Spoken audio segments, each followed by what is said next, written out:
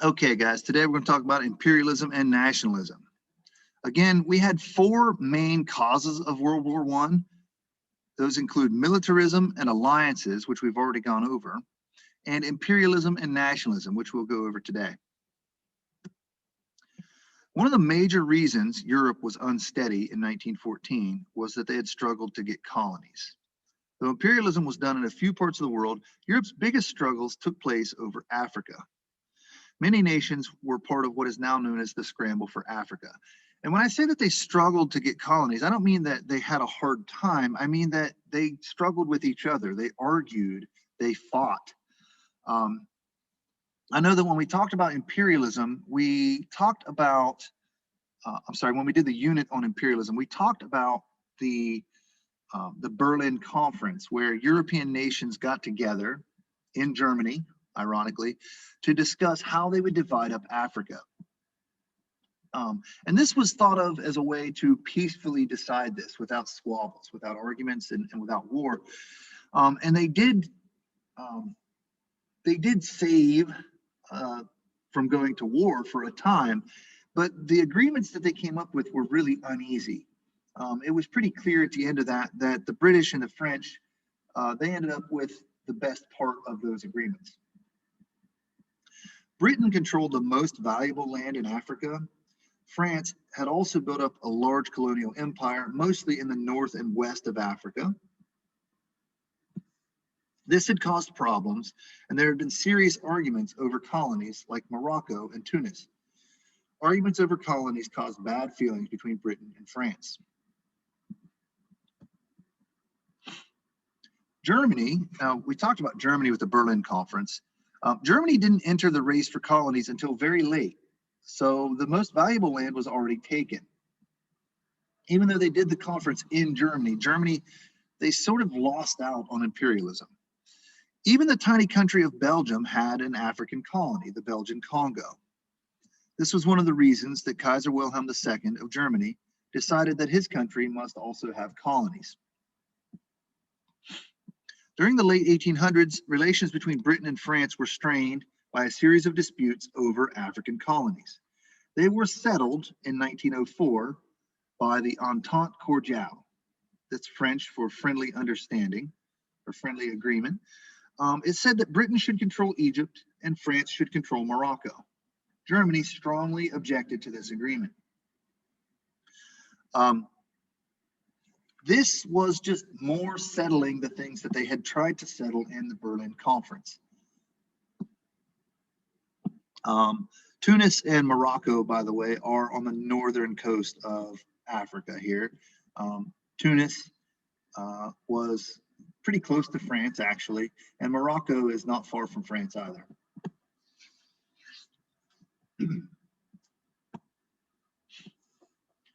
Germany's Kaiser Wilhelm II, I messed that up. Kaiser Wilhelm II was jealous of the empires of France and Britain and wanted to break up the Entente Cordiale, the friendly understanding between those two countries. Twice, in 1905 and in 1911, Germany claimed Morocco for itself. This raised international tension. The, quote, Agadir incident of 1911 caused Britain to hint that war might result if Germany continued her claims. The crisis passed, but these disputes simply made international relations worse. The bad feelings created by imperialism were an important reason for World War I. So Germany was pretty sore about the fact that France and Britain had kind of teamed up and made an understanding of how they were going to divide how they were going to divide Africa. They were not a big fan. So our questions: what part of the world did Europeans struggle the most for imperialism?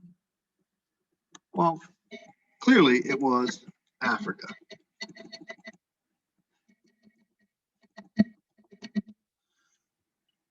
When we go to write our essays, we would put that into a statement. We would say, European countries struggled over parts of Africa. There you go. What country controlled the most valuable land in Africa? Well, Britain did.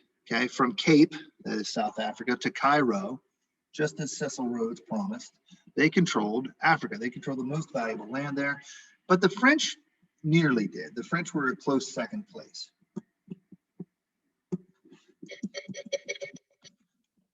Germany felt like it was in last place. Why didn't Germany have many valuable colonies? Well, Germany didn't enter the race for colonies until very late. There's a lot of discussion about this, but basically it sort of went against the way that the leaders of Germany felt about imperialism for a long time. And it wasn't until they switched their course, they changed their decision, that they wanted to start to have colonies. Basically, when Kaiser Wilhelm II, he kicked out the person he had in charge of things and took over, then he wanted colonies.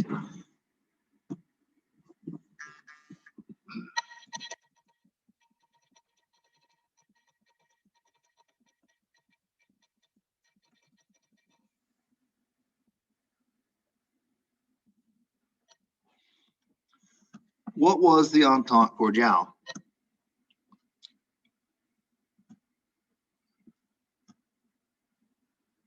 Okay. Britain and France were struggling over African colonies, but it was an agreement between them where they said Britain would control Egypt and France would control Morocco.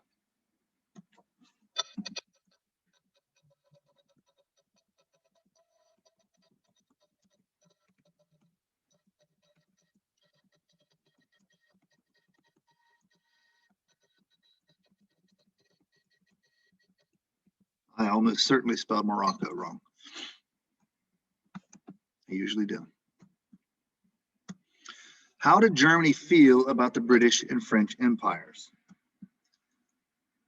Germany's Kaiser Wilhelm II was jealous of the empires of France and Britain. He was jealous.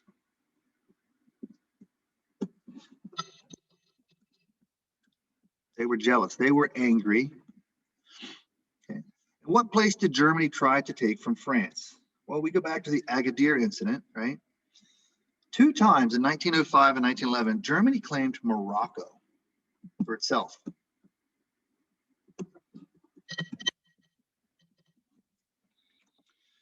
And the last question, how did imperialism cause World War I? It was the tension and the bad feelings created by imperialism were a huge reason for World War I.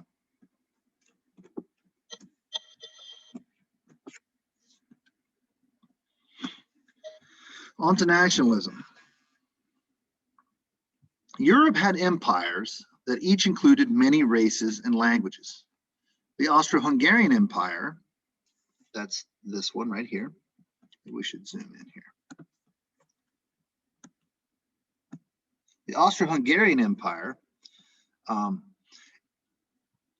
Russian Empire, and the Ottoman Empire each included many ethnic groups. For example, the Russian Empire included Ukrainians, people who lived in this area, Poles, people who lived in this area, Jews in a similar area, and Turks, people living in this area. Each of these groups had its own culture. After the French Empire was taken apart after the defeat of Napoleon, nationalism swept through Europe. Nationalists thought that nations should be formed based on ethnicity and culture. Ethnicity like Jew or Pole or Turk or Ukrainian. As nationalism tore apart empires, this feeling, this idea built new nations. By 1870, Italy became a nation. Germany became a nation in the mid-1800s. People felt patriotic and devoted to their countries. However, nationalism also set the stage for war because it caused competition between nations. British nationalism was caused by 100 years of peace and prosperity. Their empire had flourished and expanded. Its navy was massive. In Britain's, that is the culture, the ethnicity, they hadn't fought other Europeans. German nationalism was intense. Unlike Britain, Germany, as we said up here, was a young nation. It was formed in 1871 by uniting 26 German-speaking kingdoms and provinces. This is a black and white map, and so it's hard to see, but there were tons of different kingdoms and provinces and little areas that were not one nation, but they all had a common culture in their German language. Deutsch, they call it. German nationalism was the political glue that held Germany together. This German culture, such as the poetry of Goethe and the music of Richard Wagner, were promoted. They were really very proud of their German culture and their German heritage, and it really held together what became Germany. Okay. By the early 20th century, nationalists in the Balkans, that is the area below Austria-Hungary, right? Nationalists in the Balkans had achieved independence from the Ottoman Empire. So people in this area had achieved a lot of independence from this empire that was sort of shrinking. The nation of Serbia doubled. In 1908, Austria-Hungary took over Bosnia, which is next to Serbia, and Serbian nationalists promised to drive out Austria-Hungary so that Serbia could be an independent nation. On June 28, 1914, a Serbian terrorist assassinated Austrian Archduke Franz Ferdinand. Okay. So this is a cartoon of Gavrilo Princip killing Franz Ferdinand and his wife on the street corner in Sarajevo. This is a map of the Austro-Hungarian Empire and the new nations that they sort of ruled over, and here's Serbia right next to it, trying to maintain or trying to establish their independence.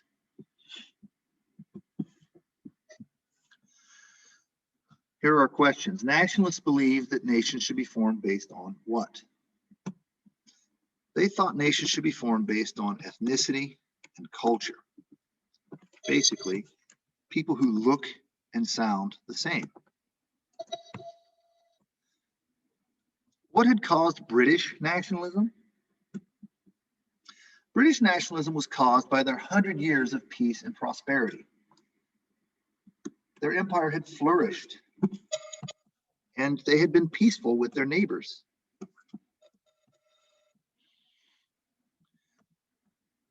German nationalism was intense. Unlike Germany, it was formed from 26 independent kingdoms and provinces.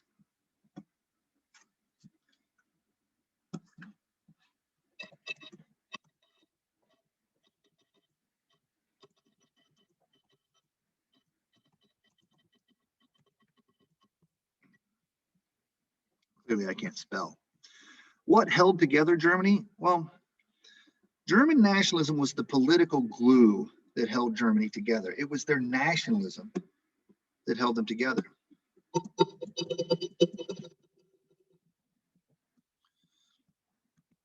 Why did Princip kill Archduke Franz Ferdinand? The question is, why did a Serbian nationalist, or you could say Serbian terrorist, kill Franz Ferdinand? Well, they promised to drive Austria-Hungary out so that Serbia could be an independent nation. They were trying to stop the Austrian Empire.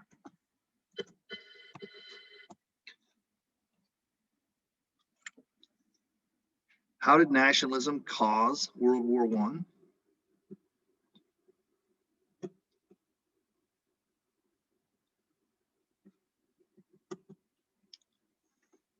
As nationalism tore apart empires, it built new nations.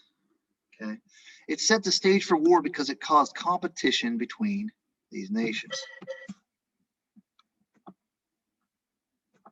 And again, I asked for the four main causes of World War I. This is an important question to ask here because it will certainly appear on our test. Those four main causes are militarism, alliances, imperialism, and nationalism. Together, these four causes, they worked together and caused World War I.